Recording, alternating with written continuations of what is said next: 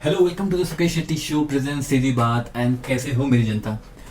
I know थोड़ा situation कुछ तो अजीब है माहौल अपने देश में, जिसकी वजह से मैं ये आज का वीडियो बना रहा हूँ कि क्या कोविड वैक्सीन हमें लेना चाहिए कि नहीं ना। बहुत सारे लोग हैं जिनसे मैंने कॉन्वर्सेशन या बातचीत किया है, कहते हैं कि यार वैक्सीन डुप्लीकेट है, वैक्सीन मिल नहीं रहा है, वैक्सीन लेने से बहुत सारे साइड इफ़ेक्ट्स हैं। जिन्होंने वैक्सीन लिया है उनकी मृत्यु हो चुकी है, दो तीन लोगों की। ऑफकोर्स वो थोड़े ओल्ड एज पीपल थे बट उनकी मृत्यु हो गई, ये भी सुनने में आया है। सो बहुत ही डर का माहौल है ना। मैं आपको एक बात बता देता हूँ, कोई भी कंट्री में, ठीक है, कोई भी कंट्री में अगर वैक्सीनेशन प्रोग्राम अगर सक्सेसफुल होना है, ठीक है, तो उसमें वो डर का जो फैक्टर है जो अभी फिलहाल अपने यहाँ है वो निकल जाना चाहिए। Because fear is a thing that can fail any vaccination programme in any country. So मेरा ये वीडियो बनाने का यही मकसद है कि आप लोगों को पता चले कि आप लोगों को वैक्सीन क्यों लेना चाहिए। एंड हाँ, बिल्कुल सही, आपको वैक्सीन लेना तो चाहिए ही चाहिए।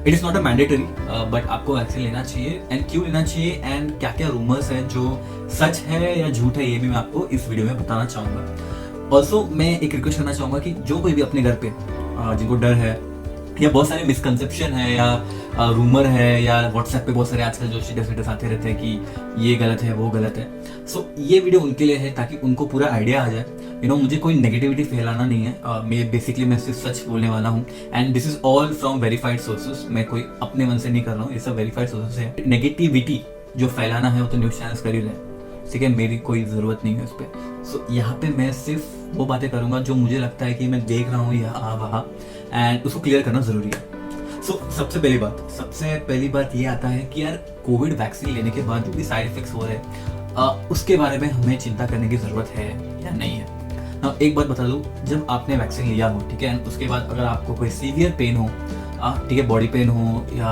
सर दर्द हो या कुछ भी हो, ठीक है, थोड़ा बहुत 2-3 दिन का साइड इफेक्ट होता है, दैट मीन्स आपका वैक्सीन वर्क कर रहा है। बिल्कुल सही कहा। अगर आपको थोड़ा रिएक्शन हो रहा है, ठीक है ना, most of all the Covid vaccine, ठीक है, कोविड का जो वैक्सीनेशन है उसको एक वर्ड दिया गया है रिएक्टोजेनिक। सो बहुत सारे जो कोविड वैक्सीन है मोस्टली रिएक्टोजेनिक है। रिएक्टोजेनिक का मतलब ये होता है जैसे आप वो वैक्सीन लेते हैं तब आपको 2-3 दिन तक कुछ रिएक्शन आता है। अब ये रिएक्शन क्यों आता है ये मैं आगे आपको बताऊंगा क्यों आता है करके, बट बेसिकली ये रिएक्शन आता ही है कोविड वैक्सीन पे, आता ही है। मतलब मैंने आज का डेटा मैंने चेक किया है जो कहता है कि 2 to 10%, ठीक है, 2 से 10% लोगों को ये रिएक्शंस आता ही है ना। 2 से 10% लोग थोड़े कम लगते होंगे, बट समझो 1 करोड़ लोगों ने अगर वैक्सीन लिया हो तो 2 लाख से 10 लाख लोगों को रिएक्शन होगा, and which is absolutely normal, बिल्कुल नॉर्मल है। इससे डरने की कोई जरूरत नहीं है। उल्टा आप में वो रिएक्शन होने से ये आप समझ जाओ कि आपको वैक्सीनेशन से आपको एडवांटेज है कोविड से। नाउ बहुत सारे लोग ये भी कहते हैं कि वैक्सीनेशन के बाद भी कोविड हुआ है लोगों को।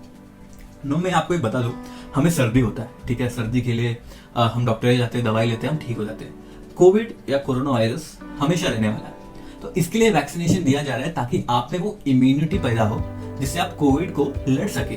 कोविड नहीं जाने वाला, कोविड यहीं पर रहने वाला है एंड कोविड आते जाएगा, इवन वैक्सीनेशन के बाद भी आएगा, बट आप उससे लड़ पाओगे, which is very very important. आपको लड़ना है उस पर ना।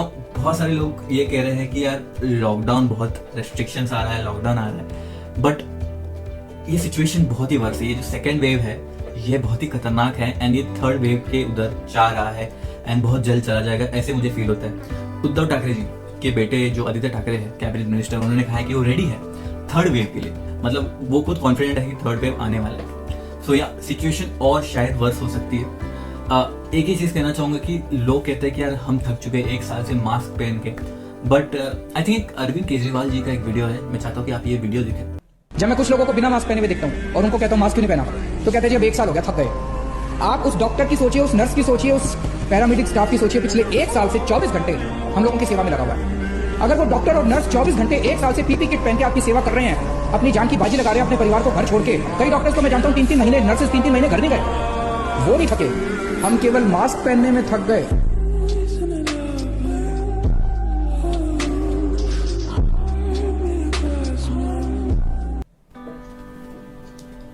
यहाँ पे अरविंद केजरीवाल जी ने बहुत ही सही शब्द उपयोग करके लोगों को समझाया है कि यार वहाँ पे लोग अपने लिए, ठीक है, मैं वो डॉक्टर को पहचानता भी नहीं हूँ, बट वो मेरी जान बचाने के लिए वहाँ पे 24/7 है।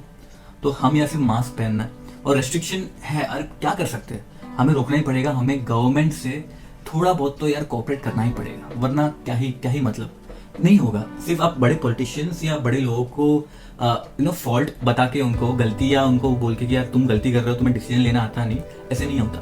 ये हर एक टॉप लेवल से लेकर लोअर लेवल तक सबके लिए इंपॉर्टेंट है ना। सवाल आता है कि यार वैक्सीन से रिएक्शन क्यों आता है, ये why does vaccination cause reaction.